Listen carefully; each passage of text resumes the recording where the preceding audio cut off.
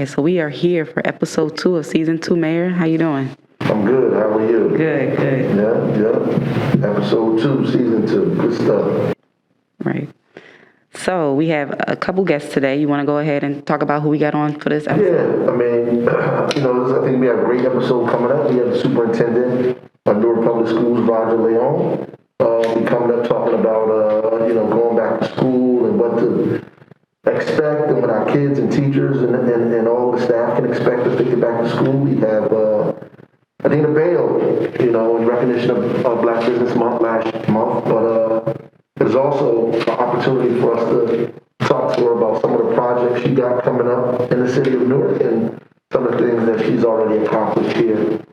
So we have 2 great people on for us today. Right, I'm excited about this episode. It's going to be really, I think we're going to have some good conversations today.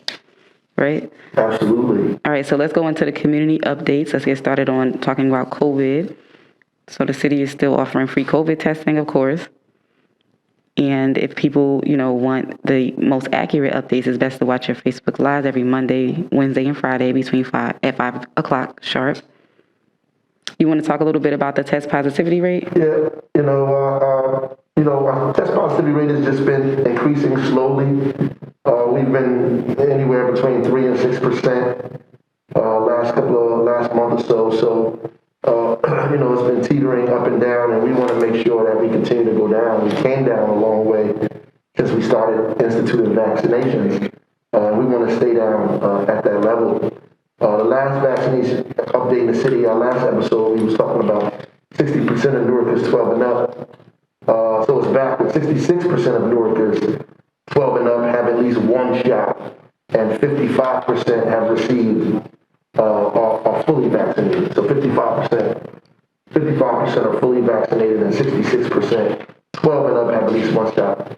And 70% of all Newarkers 18 and up have at least 1 shot. That's good news.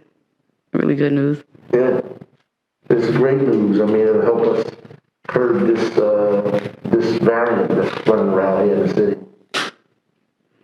All right. Some more interesting news is the marijuana legalization here in Newark. Newark is opting in to legalize the sale and use of recreational marijuana.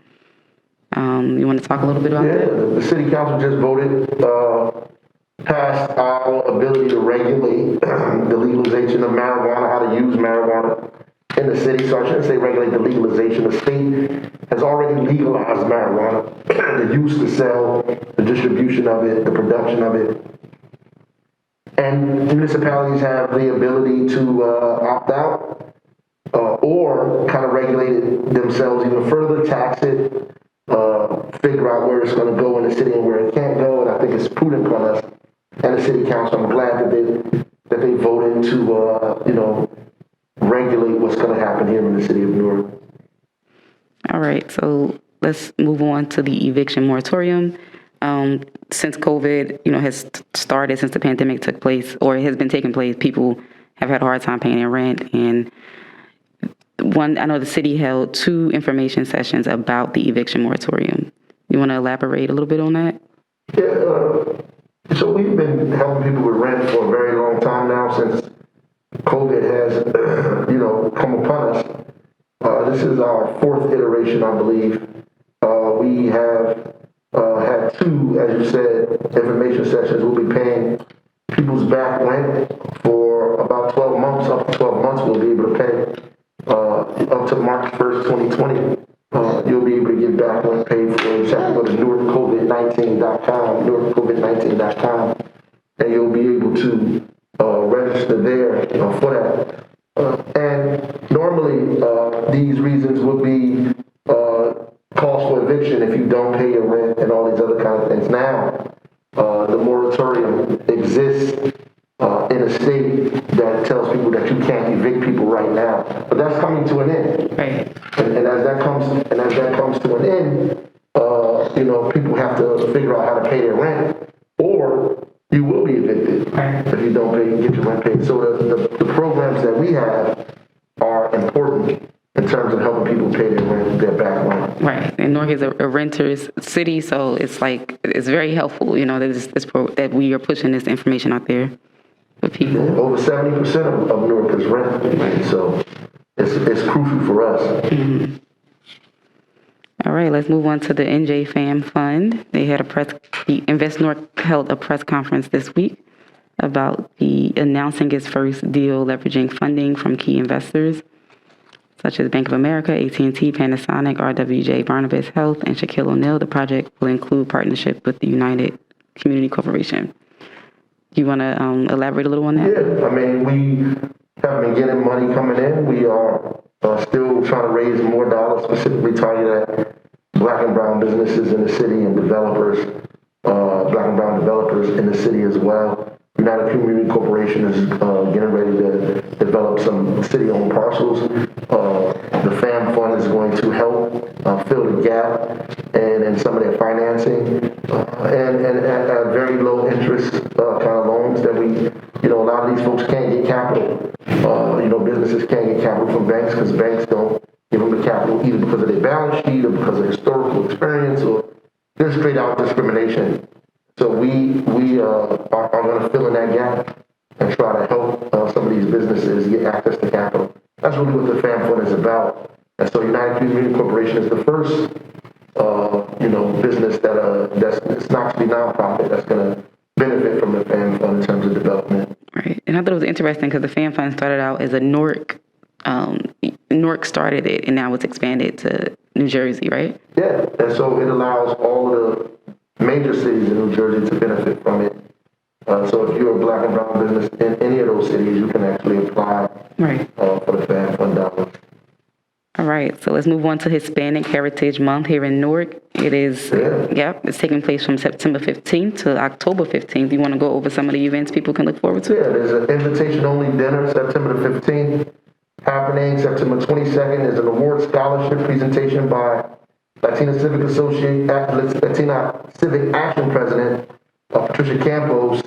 There's a free concert by India from 5 to 9 p.m. in Monterey Commons. The 29th is food distribution at Vince Lombardi Center. And Wednesday, we're having a book bag and book giveaway at Vince Lombardi Center as well. And there'll be an exhibition at the Newark Public Library like we always do. So it's going to be a full week of events, and people should participate, have fun, learn a little bit more about Hispanic culture and heritage in our city. Moving right along. We can discuss water, get a little water update. We are still moving along with the lead service line replacements. The city has exceeded their goal, right, of 18,000? Yeah, way past the goal of, 18,000, a little over 18,000 was what we had on paper in terms of lead service lines that we knew about. We actually went out and searched for more lead service lines, and so we're at 21,000. We are anticipating being finished with that in September. So I'm glad we did that, and so when we put the flag down, we'll be a little bit more sure that we've actually pulled up every lead service line in the city. Right. And if people want to track the progress, they could just check out NewarkLeadServiceLine.com, right? Yeah, Newark Lead. And if you want to see about your home, you can type your own address in. When you get there, it'll tell you what's going on at your house. And you can still contact the water department. And folks that are a little nervous about their water, you can contact the water department. You can get your water tested for free. You can get the water department to come out to see if you have a lead service line for free as well. So all of those are services that the city provides, and you should take advantage of it, especially if you're skeptical about anything that's going on with your water in the house. Right. All right. So I wanted to take this time for you to openly discuss any topics that may be on your mind, anything you want people to know about. No, I think that basically, there's a lot going on this summer, and I think we've had more events this summer than we've ever had in the city in a long time. It's been running us ragged, but I think it's been worth it. Right. All these events that have been going on, from opera to club to jazz, just a variety of different things that have been happening in the city. And I'm happy for it. All the parks are being used, basketball games, soccer games, games. I went to an ice hockey practice tournament. Young kids from Newark, young people playing ice hockey. I mean, so it's been an incredible summer, and prayerfully we can duplicate this summer. We had carnivals in playgrounds. The carnival at Avon Avenue School was tremendous. I mean, DJ Little Man did his Occupy the Youth Block Youth Tour, which was well attended. Young people loved it. So I'm happy about what we did this summer. Prayerfully we could do that every summer. A lot of great things that you had the all white affair for the seniors. Yeah, you had the all white affair was tremendous. The Newark Under the Stars pop-up dinner was nice too. Yeah, it was very nice, and it rained on us, but it was nice. Yeah, so I think everybody had a good time this summer. We could definitely say that. So, do you want to take this time to welcome one of our first guests? Yep. We want to welcome Roger Leon, who was born in the city of Newark. Grew up here, remains a proud product of Newark Board of Education. 25 years of service. He's been in Newark Public Schools with our young people. He went to Science High School, unfortunately. No, he went to Science High School. I went to university, so, we're glad to have him on here to talk about Newark. One thing, you could say whatever you want about the superintendent, but you can't say he don't love the city of Newark or Newark's children, that's for sure. So we're glad to have him, Roger Leon. Right. Okay, so we glad to have you up here with us, Superintendent Leon. Thank you. Yeah, glad you could be here. Before we start talking about the school system and jumping into that, I just want to give you an opportunity to talk about your background, who you are, and how long you've been in public schools in Newark. Oh my goodness. So parents arrived in this country in the 60s. I was born in the South Ward at St. Michael's Hospital, in fact. We lived on Clinton Avenue. I have 3 older sisters, and they wound up being a little upset because somewhere about a year and a half, my parents divorced, and since I was the new one in the family, they thought I had something to do with that. My mom raised my 3 older sisters and me on welfare since that time until I turned 18, so she is my hero. Moved to the Hawkins Street area of our city, went to Hawkins Street School, then Science High School. Went to Rutgers. I was supposed to be a doctor. My mom was a little upset with me, but she's gotten over it since then. And I taught at Hawkins, taught at Rafael Hernandez School, became principal of Dr. Horton School for 4 years, principal of your alma mater, University High School, for 6 years. Obviously, you weren't there, but you were one of our incredible basketball coaches when I did, in fact, arrive. I've been 11 years as an assistant superintendent and finished up my 3rd year as a superintendent of schools, living and realizing my dream, which is to make sure that the dreams of all of the children in the city of Newark are realized as well. That's an incredible story, and you went through the entire Newark public school system, brother. Yeah, that's great. Just give people a background of who you are, so they know, as I said before you came, that your love for the city can't be challenged. September 7th is first day of school, right? That's right. What should people expect? Well, I think people should understand that the principals return on August 2nd, that the vice principals and department chairpersons return on August 11th, that we have been in school since last summer. So last summer, 2020, we actually had 2 sites, First Avenue School and 13th Avenue School, were our summer school program sites where everyone was in person, students as well as staff. We were experiencing hybrid instruction during that point in time. School has been back in session in person since April 12th, 2021, and that the record of the work that we've been doing, whether it's testing every week, providing opportunities for testing, or sharing what the city is doing as it relates to testing and vaccinations, has been super critical. We have distributed, during the course of that whole entire time period, over 4.5 million meals. We distributed over 28,000 Chromebooks so that the students would have technology at home. And obviously we've provided Wi-Fi access for them.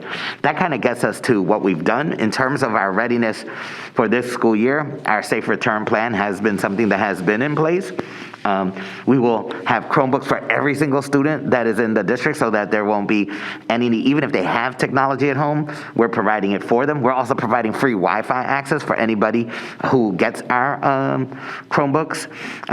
The schools are in the process of finishing up in their summer cleaning, as well as the intensified cleaning that is required to get our schools ready. We have signage all over the place. We've provided professional development for teachers during the course of the summer. We've written a lot of curriculum. So there are a lot of incredible changes that we're going to be providing students as it relates to instruction.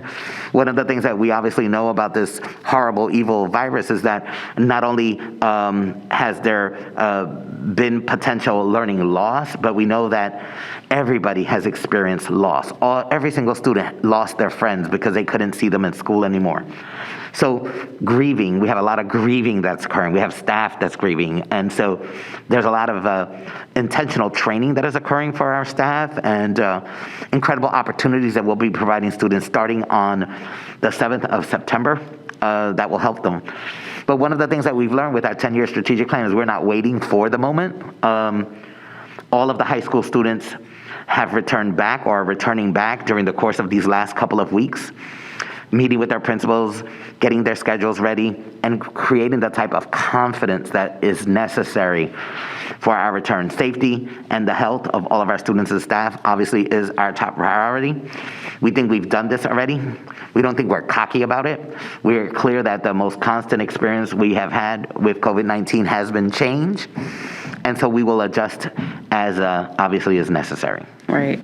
So I want to ask a question. So as far as, like you did say, that a lot of students and teachers experience loss, what are you doing to, I guess, help boost the morale of like the school setting for students? Oh my goodness. So we know that this is a new normal, and so trying to create some of the experiences, whether it's in athletics, which is one of our very, very important realities, competitions.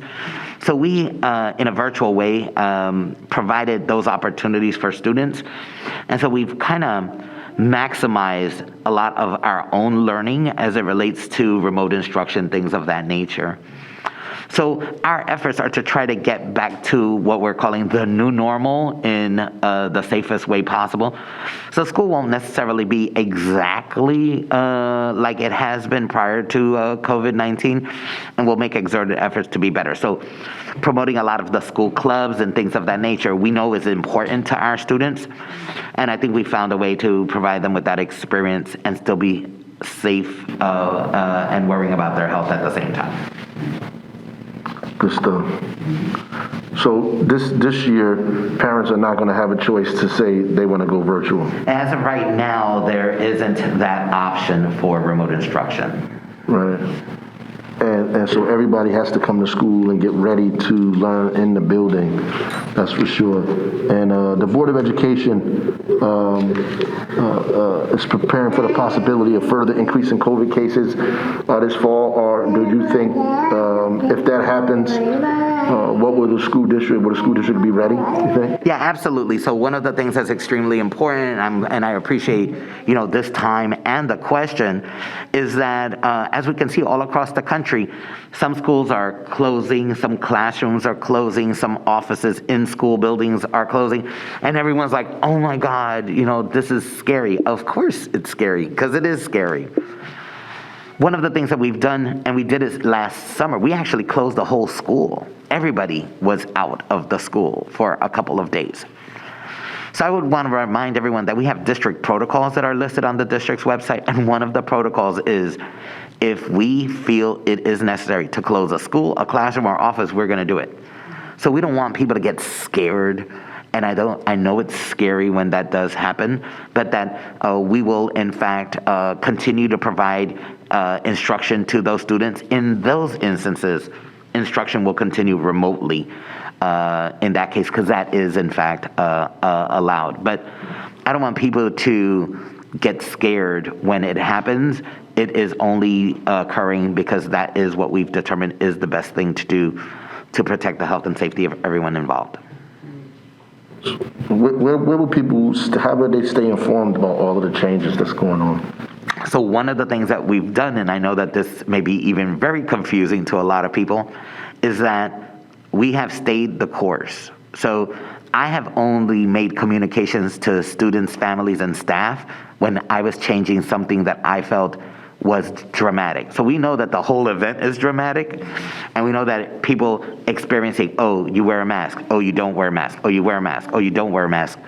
We have not removed the mask mandate at all, because based on the science, it is one of the strongest mitigating factors. We know that the strongest mitigating factor is obviously getting vaccinated, so I remind everyone that of all of the opportunities that are being provided throughout the whole entire city, as well as in our schools, regardless of your child attending that school. So we have vaccination sites all throughout the city and throughout our schools. And I remind our students that the Vaccines for Teens initiative is alive and well, and I'm reminding them to obviously come to any of our schools to get vaccinated as well. So ultimately, creating the safe space is the ultimate strategy, and then providing the opportunities for everyone to know that that's the case is critical towards accomplishing our goals. All right. Okay. We want to switch away from COVID to start talking about the curriculum a little bit. Anything new that people should expect this year coming up? Oh my goodness, is there anything new? Oh, wow. The school system has been under 25 years of operation, state operation, and one of the things that we've done with our needs assessments on all areas, in particular the instructional program, is realizing that in some instances there aren't books. Now, obviously, you're much younger than us, but being online and having textbooks online is very, very weird for perhaps not so much the mayor, but definitely me and older people. So making sure that we're providing rich literature to our students is what we've done. So Mayor, on the convocation next Tuesday, you're going to see there are over 100 new curriculum that we have written for our students. One of the things that I'm really excited about, and I know the mayor will be excited about, is that we provide high school students dual enrollment opportunities. So that's taking college classes while they're in high school. Last year, we saved the parents over $3.5 million by offering college classes to students and the district flipping the bill. But we've never had a partnership with a school, with a higher education partner outside of the state of New Jersey. It's always been incredible people. Obviously, the chancellor of Rutgers has been always awesome. You have the president of NJIT who has added some really new, innovative initiatives. And then Essex County College that always provided a focus in the middle grades, as well as college courses for high school students as well. I don't know if I'm going to get in trouble for this, but we're offering dual enrollment classes. I apologize to our great, incredible president at Howard University, but Howard University has in fact partnered with the school district. That's awesome. And we'll be offering college classes that are offered at Howard here in the city of Newark. So That's great. Nice. we know that that's important to the mayor, but it had absolutely no doing with the mayor, although I know that the mayor would be in full support of those types of initiatives. So those are the types of incredible things that we're offering on the academic front. We also know that the summer has occurred, so there's this research on summer slide. So students being away from school for 2 months, but we know students have been away from school for 17 months in some instances. So the tutoring strategy that we have is extremely important. We have been providing tutoring opportunities all throughout the entire pandemic. And obviously now that everyone's back in school, we will be continuing to offer those opportunities to students after school, before school, and on Saturdays. And we're excited about that. All right. Can you talk a little bit about the Newark School of Fashion and Design? Yes. I've seen that on Do you see social my media. tie? Yeah, it's all about fashion at Fashion and Design High School. So we are opening up a number of new high schools to really reimagine our school system. One of the things that occurred over time is that students would walk in the mornings to the school that was closest to their house. And so when the system changed and said that no longer is the case, the schools that were waiting on children to walk have found themselves closed because there are children who are now deciding that they could walk past a school that isn't performing and go to another school that's offering something different. So the same thing has happened in our strategy. So we've all created all new schools. This Fashion High School, Misa Hilton is our lead partner. She has done an absolutely incredible job with our students already. So our students have been in the city, in New York City, going to her camp, and then she brought herself and her team to the city of Newark. It's to really emphasize and tap into the genius of our students. Let me tell you, when you go to Fashion High School, you will see on our bulletin boards the design of 13-year-olds. And I'm talking about, she's looking at their work and she's saying, this is worth money right now. So we're going to be excited. Perhaps some of the students could do a design for the mayor that, when he is out in maybe one of the city's addresses or something like that, that the children of Newark have created his dress. I'm definitely excited, to try always look. I don't know, this on camera. I'm always trying to look good, So these students are all students who have a sense of fashion, who have an appreciation of self, who understand that they are worthy. So when I met with them the other day, the whole entire freshman class, because there's only 9th graders in the school, and we'll enroll one grade at a time, I saw exactly what I expected. So I had students with red hair and green hair, purple hair. Creative. I had students that had a rip in their clothes, but it didn't look like it was from a door, like it had intentionality. That's what I have at this high school, and it is going to open doors for other students. This is a new school. Where is it located? So it's a new school. It's located at 239 Woodside Avenue. I don't think that we have any open seats for the school, but you can check through Newark Enrolls. If you're an 8th grader who's looking for a high school, definitely we'll create a high school for you. So the fashion of design, school fashion design is what grades? So right now it only has freshmen, and it will grow one class at a time all the way until we have the senior class of 2025. Can you talk a little bit about the Michelle Obama school? Oh my goodness. You don't know. When I met Michelle Obama, and I know that the mayor had met her as well when he was the South Fork councilman, just being in her presence was absolutely incredible, amazing. And so we wanted to create a school that spoke to high expectations, a school that spoke to demanding of students more than ever before, allowing students to know that being in Newark is not a destination estimation, but in fact that it was a great way to showcase the greatness that is in our city. So I'll give you this example, and hopefully it'll make sense. In the Michelle Obama School, part of what the planning was in the curriculum was to have our students in Newark help homeless people in Newark. And see, that's unfortunately what people think happens in Newark, that people in Newark only worry about issues in Newark, and that's our circumference. Nope. The children at the Michelle Obama School will go to Livingston, New Jersey, Short Hills, to Milburn, and help feed the homeless there. That's what those students will do. That they will understand that while we have incredible needs in the city of Newark, and we won't ever shortchange that the children of Newark are that great, that they can go into more affluent school districts, more affluent cities, and provide them with help. That our children in Newark are that good that they can go help somebody else outside of Newark with whatever their problems are. And I have to share with you, to have received the letter from the Obamas letting them know that this was approved was one of the most exciting moments that I have had thus far. Right.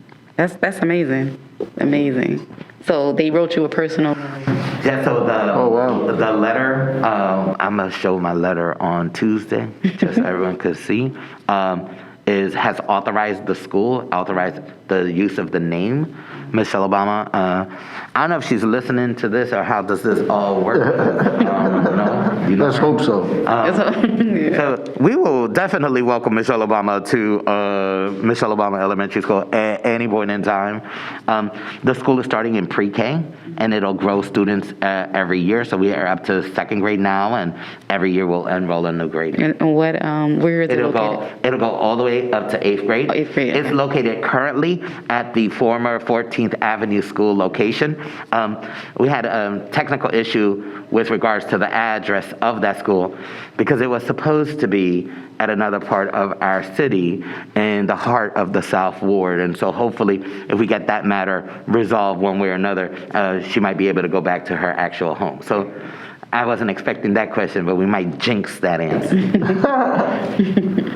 So before we wrap this part of it up, I just, July 1st, 2020, State Board of Education voted unanimously to return Newark to full local control. And they also said something about the performance of the school district as well. I'd like you to talk a little bit about that and how important that really is.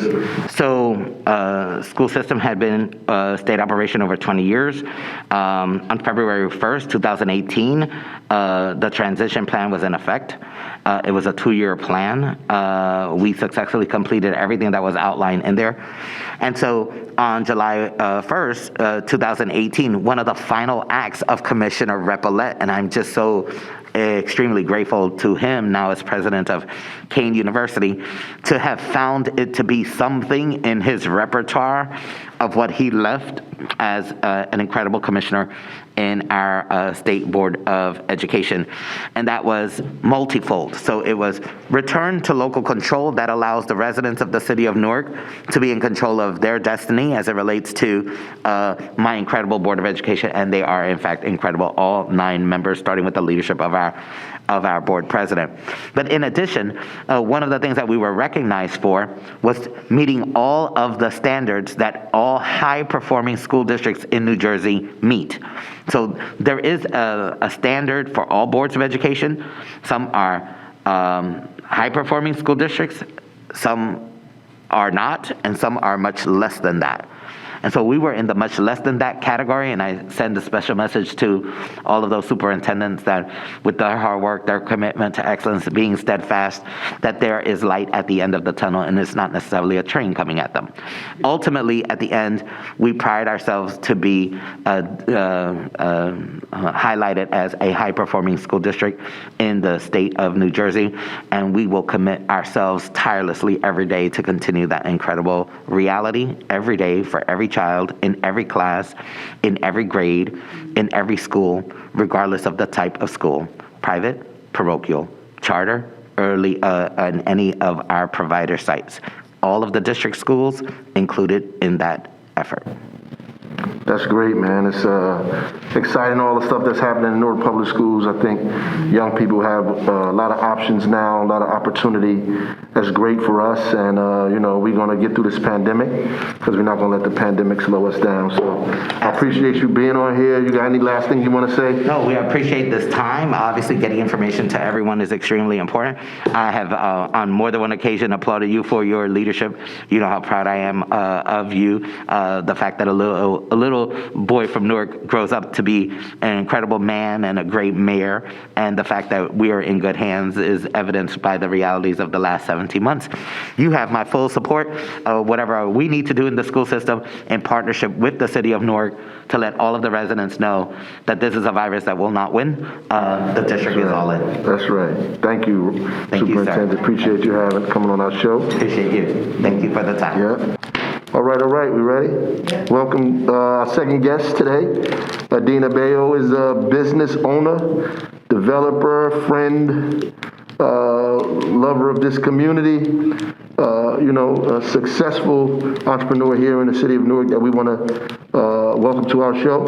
Urban vegan right across the street from City Hall. I see a lot of you guys in City Hall eating out of there.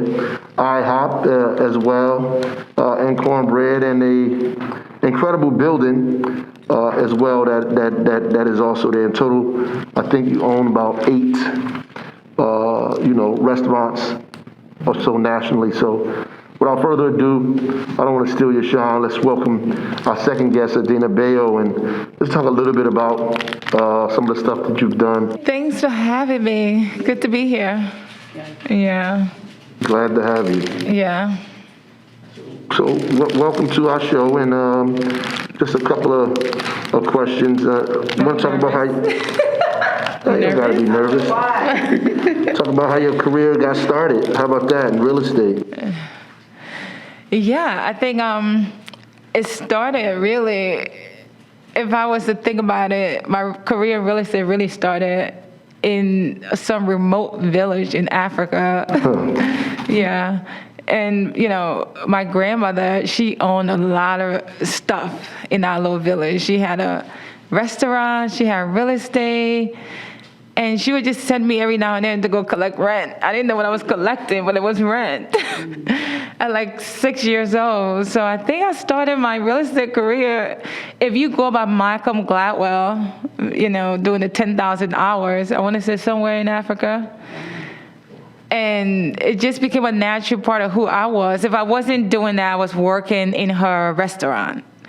I was always around business, women in business. That was my life, women in business.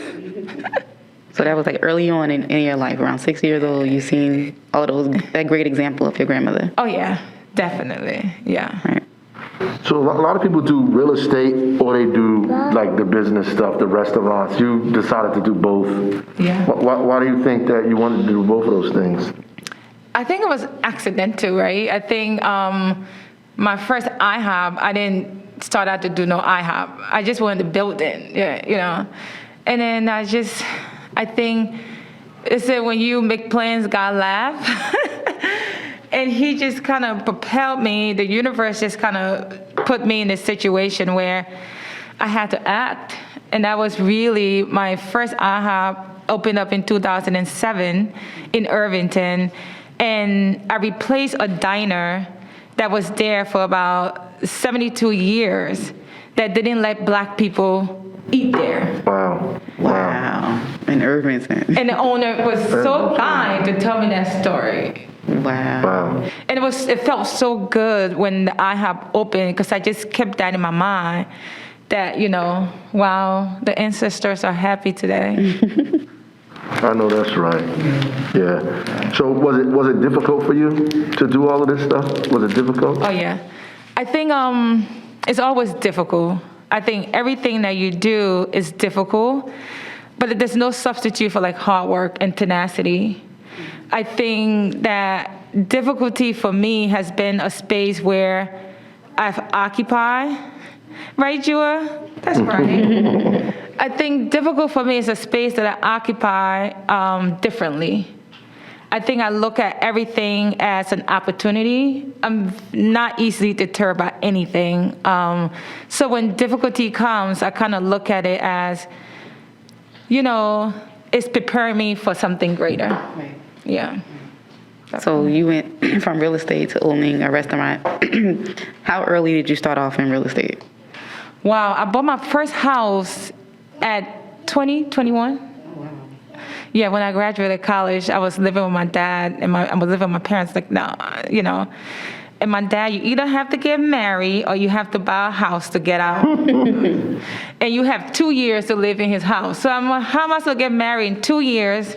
But I did that. I bought a house in like 2 years and I got out. Wow. Yeah. So I think about 21, I bought my first house in Irvington. Okay. Was it a multifamily, a single family? It was a multifamily. My dad, we were living in, we still have our house in Newark.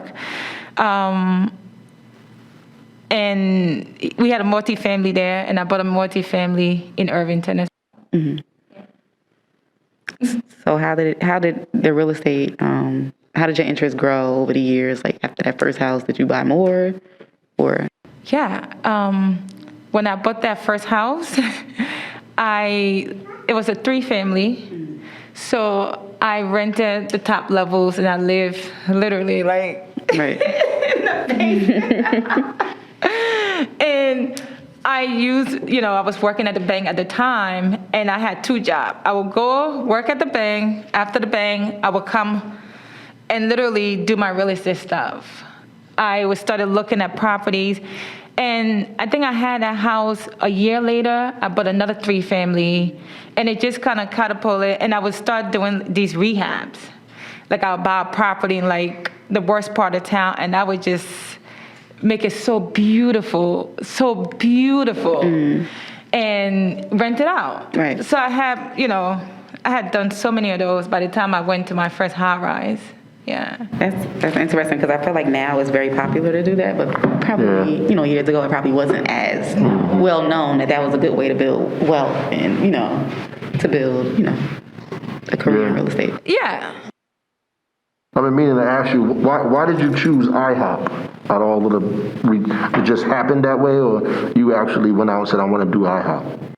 So when I was in college, I went to Philly Dickinson University. There was an IHOP literally like 2 blocks from my dorm, and we used to study there. We used to stay there late, and we used to make like these, we'd ask for lemon and water, and then we use the sugar to do the lemonade, and then we'll get kicked out. So when I came back to my city, I wanted that same experience a little bit. So it was in conversation with the then mayor, Wayne Smith, when the diner came up for sale, and I told him the story about what I used to do at IHOP. He said, well, why don't you make the diner IHOP? And I said, yeah, that's a really good idea. Why don't I do that? And actually, no, the story about the IHOP was my girlfriend came from D.C. to visit me, and we went, she said, why don't we go to IHOP? Because we used to do it all the time in college. We went to the IHOP on 22, and it was like some ridiculous wait. It was like, an hour. We came back on Bergen Street. It was like an hour and 20 minutes. And I was just so pissed. And I called the mayor the next day to, tell him my problems, how upset I was, and you got to fix this problem, and blah, blah. He's like, no, why don't you fix it? Why don't you bring us an IHOP here, saying you don't want to wait? I was like, okay, fine. I'll buy the diner, and I'll call the guy that owned the IHOP on Bergen Street and let him rent the building from me and put his IHOP in it. That's smart. So I called him, and the conversation was like, why would I do that? I'm in Newark. I'm good. I don't need to be in Irvington. I'm good. So he pissed me off. He pissed me off real bad, and I said, fine, I'll do it myself. So how does a person purchase an IHOP franchise? How does that even work? What is the process like? It's probably crazy. Franchising is rough, isn't it? It's rough. It's very rough. And it's embarrassing when I say that in the IHOP system, I am probably the only Black woman in the whole Northeast that own her own IHOP franchises. Wow. And it's embarrassing in 2021 that we're still having the first conversation or the only conversation, right? Mm-hmm. So, the barrier to entry into the franchise system is very hard if you don't have that generational wealth behind you. If you don't have the real estate holding, you don't have the liquidity. What really helped me out, believe it or not, was I had tons of property, right, that I was saving up. Mm-hmm. And that's what made me the ideal candidate for IHOP. And that's why I sit here today and saying, yeah, I was able to get that IHOP because I had a high net worth. And quite naturally, I'm not a spender. I don't go buy. So I had liquidity in my account. And I had the ability to go get liquidity if I wanted to. Because of the real estate. Because of the real estate. Right. And I think that is why it's so important as we, in our community, we start having that real conversation about real estate and what it does for you, what it does for your net worth, what it does for liquidity, what it does for when people look at your risk profile. It's much easier for them to say, well, if you run into trouble, you at least have your house to bail you out. You at least have your house to go get a line of credit. And I think that's why it's so important that we create more homeowners in these cities and help out whenever we can. And then on the franchise side, I sit on many boards on IHOP, and I'm helping them to create a pathway to get more minority and more women into the system, particularly women of color. Right. And then also my brand, Cornbread, we're franchising it. So we'll put more women out there and show people that particularly women of color, given the opportunity, we can outperform our peers on so many levels. Right. So you're gonna start your own franchise. You worked at a franchise, now you're gonna start your own franchise. Absolutely. It's already started, you know. It's already started. Right, It's just, right. you know me, I like things to be really perfect. Yeah. The food is good though, like cornbread. Oh, thank you. And urban vegan. I tried the that wrap. the ribbon. The day you had cut the ribbon, I was like, let me go over there. Yeah, it's for me, it's about quality. I think I want to be known for someone that really put out quality things, be it my buildings, be it my restaurant, be it my interaction with people. I want to create quality. Right. So I want that to live throughout, you know, what I'm doing. And I do drive people crazy because I would sit on the idea for a long time, and then when it happens, someone's like, "Oh, that just happened." No, it didn't. It's been in my head for like 8 years. All right. So how did you start the cornbread restaurant? I know the first one was in Maplewood. Then now you have one in Newark. How did that idea come about? So I'll give you the short version. Okay. We have time for the long version. I was mad at IHOP. I think that when me particularly, and at the time they had stopped the Bergen Street one from selling the soul food. Yeah. We I were, remember that. Yeah, the soul food was good. Yeah. That was the only place, only IHOP you could get soul food from. Yeah. We was particularly the only one in the system that was selling soul food. So, and that's the thing I think sometimes people don't understand. When you are successful, people start to give reason why you're successful. My IHOP was like doing top numbers. I mean, I was successful on so many levels. We were successful on sales, quality control, customer service. And then people started thinking that the reason why I was so successful was because IHOP was letting me sell soul food. Right. And you know, and I see this all throughout my career. If I'm successful at something, well, there's got to be a reason why she's successful. It's not just because of her own hard work. Right. And then people start poking at you and putting obstacles in your way Right. sort of see your demise, right? So some guys in the IHOP system went and made a complaint to IHOP and say, you're disadvantaging us by allowing her to sell the soul food. That's why her numbers are so high. So IHOP kind of came down on me. I got a letter, cease and desist, you got to stop selling the soul food. Mind you, at the time, our soul food about 20% of our sales in the whole IHOP system, 20%. So you have a store, I don't want to put my numbers out there, that's doing enough of over a couple of $1 million. 20% of that's a huge number, right? Yeah. So they just came down and said, you got to stop selling the soul food because we're getting a lot of flack from the other franchisees. Yeah. And I was like, no, that's not how this conversation is going to work. We're going to come up with a compromise because the reason I started selling the soul food in IHOP in the first place because our menu wasn't diverse. Right. And I cannot be serving a community and not giving them the things that they want. This whole one shoe fit everybody got to stop. Yeah, that's true. IHOP should have been smart.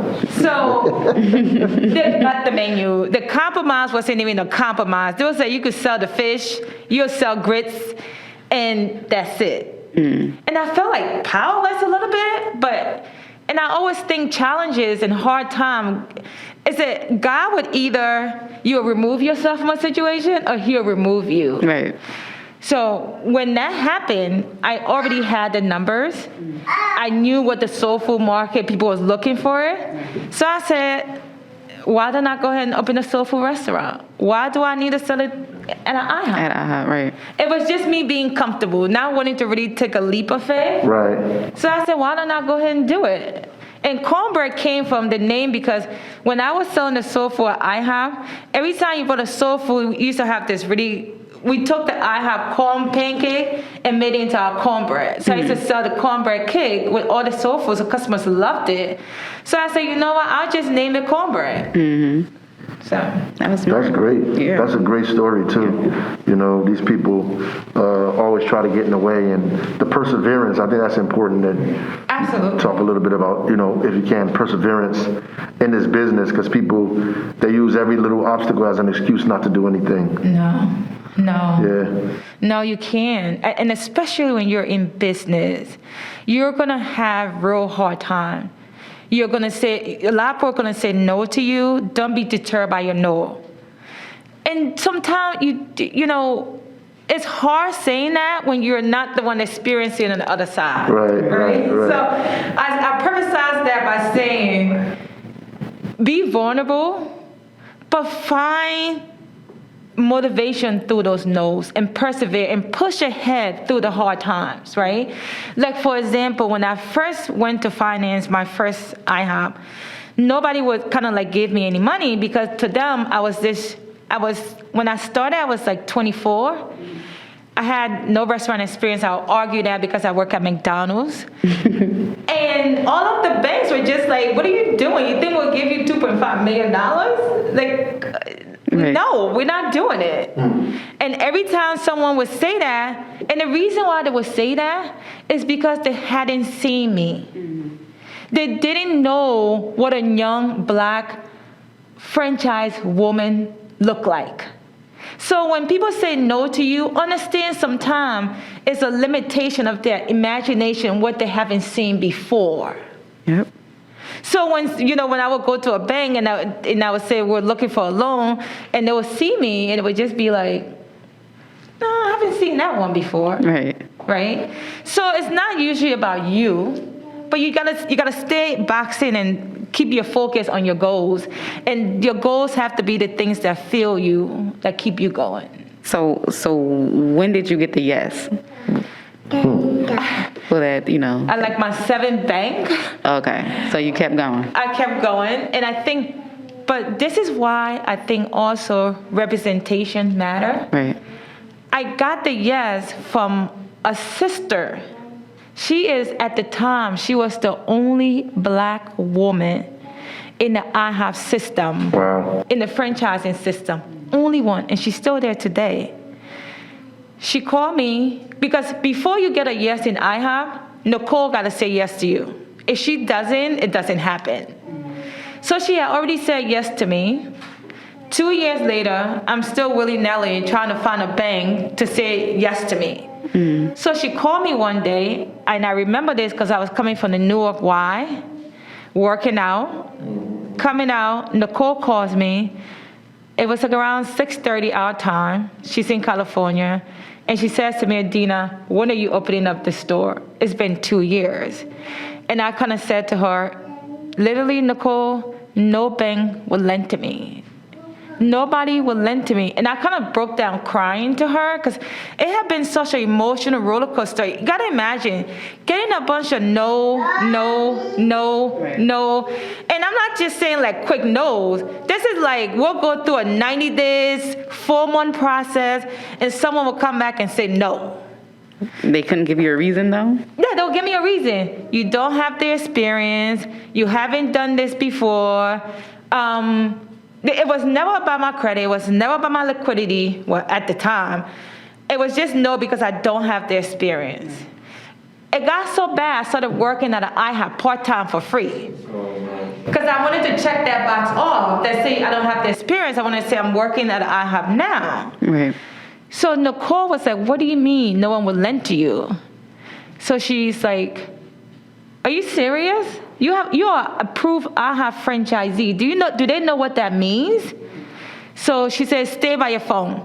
She calls another guy at the time at GE Franchise Financing in Arizona. And the only reason why she was able to call him so quickly because they had called her and said, another black guy, Marcus, called Nicole and said, hey, Nicole, we want you to help us out to be the premier lender for your IHOP franchisee. Mm-hmm. So Nicole called him and said, look, listen, if y'all want to be in the system, there's a sister in New Jersey that we're trying to get financed, but she's having a hard time. If y'all can get this deal done, then we know y'all good. So I get a call from Marcus out of nowhere. Hey, Nicole asked me to call you. You're trying to open an eye. I'm like, yes. He said, where are you? I said, no. He said, I'm going to fly out and meet you. Because now, mind you, it's not about me now. It's about them getting that IHOP contract. Yeah. I meet with Marcus. sent him my whole package because at this time now I have it completely ready. I sent it to him. He calls me and said, "Can you give me a $10,000 deposit?" I said, "Nah, I'm out like $60,000 just on deposits." I said, "Look at it. If y'all want to, then we can move forward." I think 5 days later, I get a commitment from them that the loan is approved.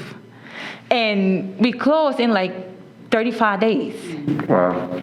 It was difficult because they too, cover their stuff on so many levels. They had me so tied up. It was a $2.5 million loan. They asked me to bring $600,000 to the table. Wow. So it was at the 11th hour, I made a lot of horrible decisions just to come up with that $600,000. I liquidated every equity I liquidated my 401k plan at the time I had grown at the bank. I refinanced all of my property in like subprime mortgages. And literally I was short like $100,000. My aunt that was working at UMD&J had her 401k plan. She went and liquidated that too. Wow. Put that in there. And that is how I was able to come up with the money to close on that IHOP. So literally, when I opened that IHOP, I was like bankrupt. I was like literally sitting there, like in dire strait. And that is no way for anyone to go into business. But these are like decisions every day that happening to people that sort of look like me and entrepreneurs that want to do these type of things. And looking at all the people who might have done that and were not successful. And we're not, required to bring $600K. Right. When there was a loan that could have been done for 5% SBA, 10% SBA. Sure. Crazy. Sure. So, we have a little bit of time left. Just a couple of questions. One, you talk a little bit about the importance of partnering with people and cooperation and all this other kind of stuff. Oh, it's so important. I've built most of my businesses around partnership because I love them. I love to, particularly now I'm getting into this space where I am partnering up with other women that are looking to come up in the same industry that I came in, and they're going to people that jacking them up, and now they're looking at me as an alternative. And that for me, that's a full circle moment, right? I want to play in that space where I am here to serve an example, so you don't have to go through the pains that I went through, because Madam C.J. Walker kind of went through this so that we can see it can be done. But how can we? So partnership are extremely important, but you got to vet your partners. I'll give you a quick one. There was a project I was working on, and there was a developer I was going to work with. And I knew he had worked with another black developer. So I don't know, God is so good. I just picked up the phone. I called him. I said, "Hey, this such and such looking to work with me. What do you think?" He said, "This your first deal with them? They're going to screw you." Oh. Wow. I said, "But what do you mean?" He said, "Ask them for a term sheet. They're going to send you a term sheet. The term sheet is going to say this. And if you sign that, you will literally be done with that project and you will never see any penny." Wow. And he said they did that to me. So I tried it. I asked them for a LOI to send it to me. It was exactly what he said. But I chalked that to me having the vulnerability to reach out to someone that had been in the same space that I was about to go into and ask for advice. Like too often, we don't want to ask for the advice. But I cannot stress enough, vet the people. Even now, like I'm in real estate partnership with people that know if it wasn't for my good attorney, me asking around or having people advocate for my behalf, that they can legally, because they've been in this business, they can legally and structurally screw you out of nothing. Because they have been in this space for 50 years, we've been trying to come in this space. It's like, I forgot who said it. It's being in a baseball. They've been playing in the field, in the baseball stadium. We've been outside the stadium. We just not coming in the stadium, right? Right. So ask for advice. But I have some amazing partnerships. Like Cornbread, my co-founder, Ms. Zadie, lady from Tifton, Georgia.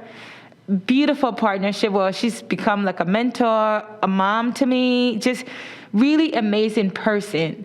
And now when I'm doing restaurant, it's a partnership because there's certain things people bring that you don't bring.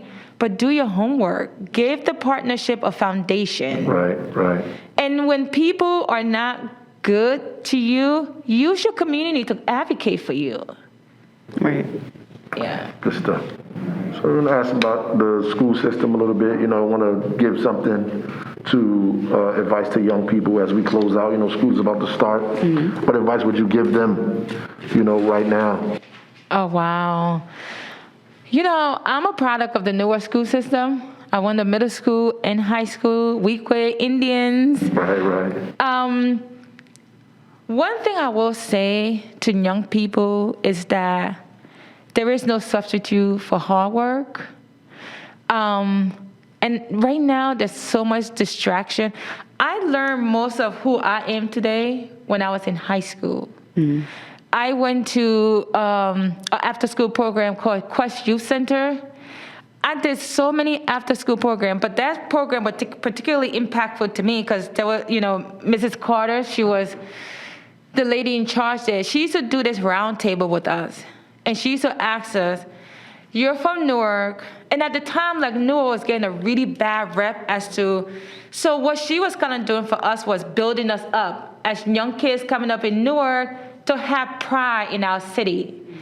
And she used to say this to us, what is it that's wrong with your city now that you can fix? She said, if money wasn't a thing and nothing was an issue, what in your city that you can fix? That's a good question. And we used to go through these exercises. Every week, you'll pick a theme. And it was through that exercise that I had this love for Newark that got me to, when I went to college, I would stand and introduce myself. Hi, I'm Adina Bayo from Newark, New Jersey, because she instilled that pride in us. And I knew I was going to come back to Newark. I knew I was going to come back to Newark and have an impact on this community. I knew I was going to open a restaurant in Newark. I knew I was going to help women entrepreneurs in Newark. I knew that going into college and coming from college. So I would say participate in organization. We had close-up. They used to take us to Washington, D.C. They took us to Congress. They took us to the Senate office. I would say to young kids, be open, listen to your teachers. Right. I know it sounds corny, but listen to your teachers. They know, they've been there. Right. So that's my advice. Work hard and open up. Thank you so much, Adina. Yes, so thank you for coming on Ras In 60. Mayor, you want to close out the show? Thank you, everyone. Absolutely. I want to thank, Superintendent Leon for getting on with us, and Dana for sharing such wisdom and experiences with us, and the listeners as well. You can follow the Facebook page at facebook.com/City of Newark, or follow our Twitter at City of Newark, New Jersey, or you can follow Instagram at City of Newark, NJ. Or follow me on Twitter at Raz J. Baraka, or Instagram at Raz J. Baraka as well. Thank you for listening, and share this link with your social circles. Remember to tune into the next episode of Raz In 60, premiering Tuesday, October 5th, 2021. And use hashtag Raz In 60 if you'd like to ask questions or make comments about what you've heard on this show today or any other day. And remember, you will face many defeats in life, but never let yourself be defeated. Maya Angelou. God bless y'all. Thank you for coming. Thank you. For honoring me, yeah. Thank you. Let's get a quick photo.